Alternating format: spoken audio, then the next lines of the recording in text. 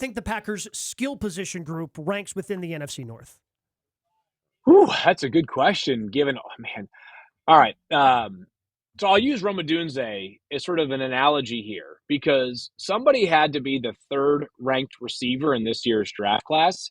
But if you had asked me whether Rome Odunze was the best receiver in many of the most recent draft classes, I would have said yes. He ended up being my third ranked receiver and was the third taken in this year's class. And but still, so I kind of feel like that's what I'm sort of wondering right now is that the Packers may be third or fourth in total skill group spots. I mean, I can make an argument for them first too, right? Like, I don't know that anybody screams to me as like clearly the best.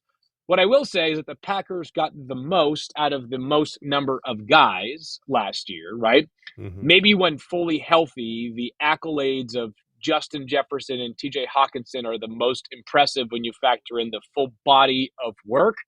Gosh, I'm like talking myself into a filibuster, though, because I don't have a clear answer. The reality is that none of them have a deficiency, right? Like there are teams around the NFL right now where you're saying to yourself, that skill group is not good enough to line up and win. But, the Jordan Love breakout last year was by far the most important thing that the Packers had happen to or for them, and they get a lot of credit for that, obviously.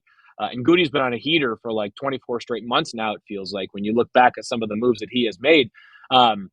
But yeah, this is one of those skill groups that also, like, this maybe the second most important thing was just how fast everything happened for them last season, right? I mean, guys who are 20, 21 years old, 22 years old are making a mark seemingly out of nowhere, and guys were called upon that weren't making, whether it was Tucker Kraft late in the season after, whether it was the early run for, I feel like Jaden Reed also fits in that category. I was going to say he was on the early heater as well. But between Jaden and Tucker's emergence late, I guess maybe Luke Musgrave was earlier in the season, a little more productive at the tight end spot. The bottom line is this.